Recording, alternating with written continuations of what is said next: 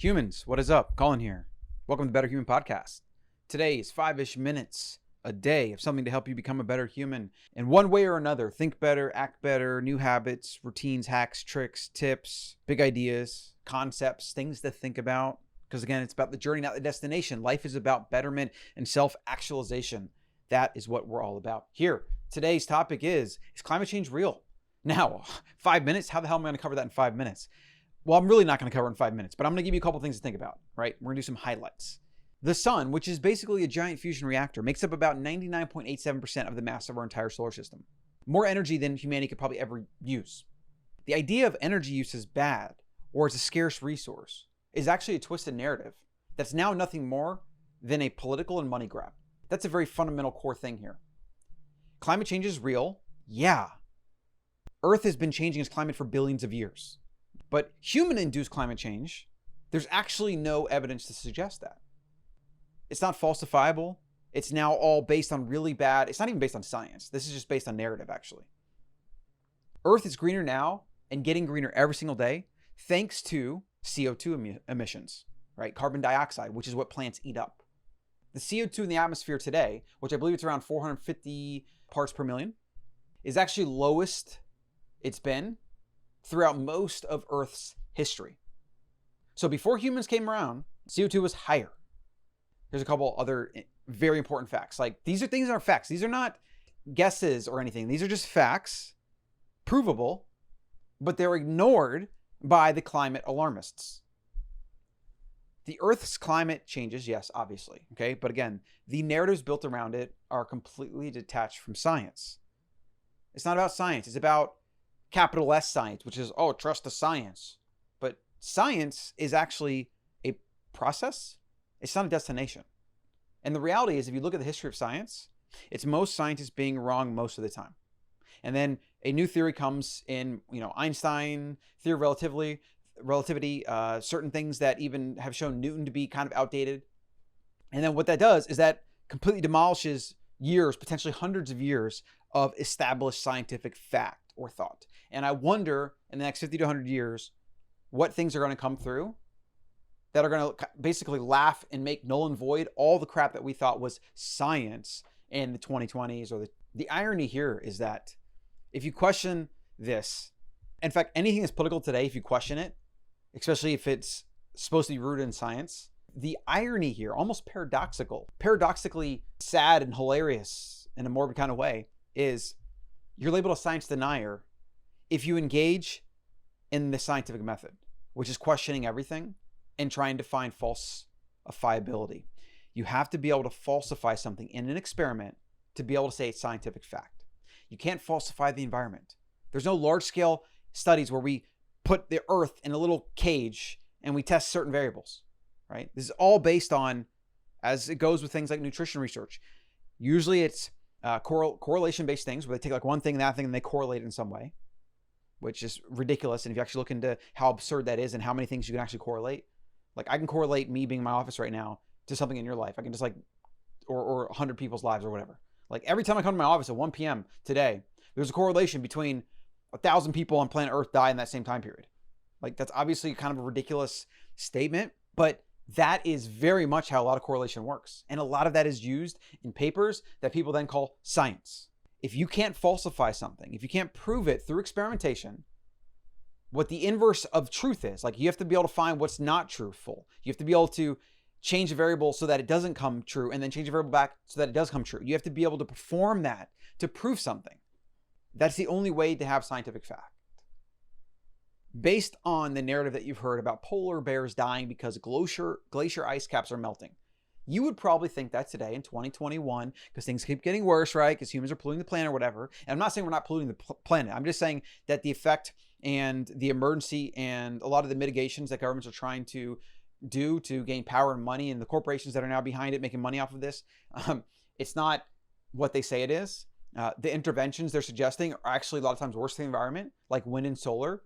Unfortunately, no matter how much you like them, they're worse net for the environment. To produce them requires fossil fuels. To transport them requires fossil fuels. To dispose of them with their short lifespans requires fossil fuels, and a lot of times can't even be done, so they sit and rot and cause other environmental issues, to mine the rare materials to make these things, solar panels, right? And windmills that require these massive industrial waste areas to mine them out of the ground. And a lot of times using slave labor in areas around the world and polluting the environment. And then you have that thing, maybe it works for 10 years and then you got to repeat the process. Like fundamentally, if you actually look at it on a per carbon basis or a per pollution basis, fossil fuels are way better for the environment. Like it's weird to even consider that. But if you actually look at the data and you remove all your emotion out of it, I'm not suggesting we should not try to build towards sustainability and different things like that. Like, yeah, we should do that. We should try to put a freaking fusion reactor around the sun and have unlimited energy if we can do that, right? Eventually, hopefully we can do that. But I have a major problem with ignoring the truth, twisting things and creating narrative and propaganda that's literally about power, money, and control, which as it always is, that I have a problem with. But the question was, you would think, if I asked you, do you think polar bears have declined since you heard about them? So like maybe you heard about them. I remember them talking about that in like probably the mid 2000s. And I think in the 90s, it was even a thing. Like the 80s, it was definitely a thing. Do you think since then there would be less polar bears? Because everybody, all these climate alarmists keep saying how we have less time, we have 5 years to live, we're polluting, things are worse, more people means the planet's worse, whatever, right? So if that narrative is fixed, if the environment's getting worse because we're polluting it, shouldn't there be less polar bears?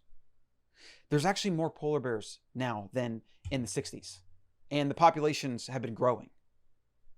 Interesting. Why is that? Well, because in the 60s, the decline of polar bears, for it to become a conservation issue, was due to hunting. So they had conservation efforts to reduce hunting, and thus polar bears have rebounded. It has nothing to do with climate. Of course, I've gone over, but it's just one of these things. It's just like, I'm telling you, this heuristic, when you really wake up, when you're really red-pilled, as they say, and you start questioning the narrative, you realize that nearly everything the news tells you, nearly everything politicians tell you, nearly everything the average person believes about nutrition, about finance, about money, about health, everything that is the status quo or commonly accepted or common knowledge is wrong. In some cases, it's literally the opposite of the truth. People think sustainable energy that we have today, which is less reliable, more expensive, and actually worse for the environment. People think that's better for the environment. But literally fossil fuels are just better. That's not to say that that technology might change one day, but it's just completely ridiculous. And the Earth's actually getting greener because of carbon emissions. More plants, more life. There's more species alive today than ever in the history of Earth, right? Yet again, same thing as polar bears. If you believe the narrative that the alarmists have been feeding everyone, you would think that humans are overpopulating, we kill all these species, there's all these endangered species, whatever. You would think that there should be less animal species alive today, yet there's more than ever. Again, you take the narrative, you take what common knowledge is, you take what you think is probably right because you've heard it somewhere or someone parroted it or whatever, and then you go to the opposite and you probably find the truth. And if you don't find the truth there, you at least get way closer to the truth because it's at least somewhere towards the other end of the spectrum. The narrative is just always wrong. It's insane. All right. So that's a short bit of content, just something to put in your consciousness. Now, this doesn't mean that, and here, I will leave you with this. A sign of intelligence is being able to challenge your own beliefs. And really, there's a good quote. It's being able to hold two conflicting ideas in your head at the same time. That's a sign of intelligence. You can love the earth, love the environment, right? And I remember as a kid, I used to get so angry when I would go to the beach and I would see those soda cans because, you see the turtles that get stuck in them and stuff. And I'm sure that stuff happens, right? That stuff does appall me, sure, because I can't stand human sloth and it's just disgusting. But that doesn't mean that the climate alarmists are right. And it doesn't mean that there isn't massive incentive to perpetuate this narrative that's based on money, power, and control. So I can hold both those thoughts in my head. I can care about the environment. In fact, if you care about the environment, you should want the truth as much as anybody else.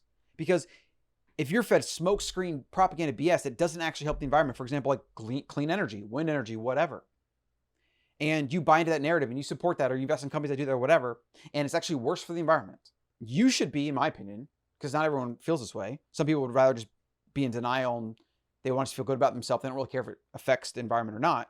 But I think the true climate activists or the true, earth protectors, the true tree huggers would want to know that if at the end of the day, does this thing make the world healthier or sicker? And then so you dive into the data, you look at all the things, you remove all your emotion, all your bias, all your preconceived ideas, all the things you want to believe, and you look at raw data of what's actually happening, and then you figure that out. And again, like I said, we're going to, through technology, eventually fix this problem. I believe that. I believe in the entrepreneurial spirit and innovation and technology. But in 2020 and 2021, and with governments pushing it and big corporations making lots of money off this, it's part of the process, yeah.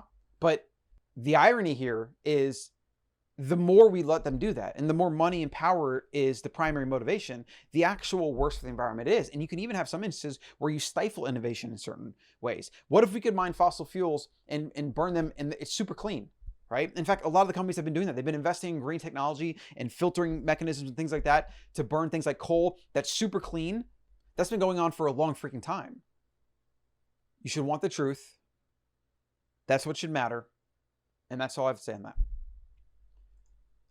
Support the show by going to CrowdCow if you want to get really good grass-fed beef. You can go to colin.coach/swan if you want to stack Bitcoin on a daily basis. That's what I use for a daily buy. Also, wildfoods.co to get all your superfood and real food nutrition and supplements. Listeners of the show have the most aggressive discount you're ever going to get, which is CEO Pod. But that's going to be it for today. I'll see you in the next one.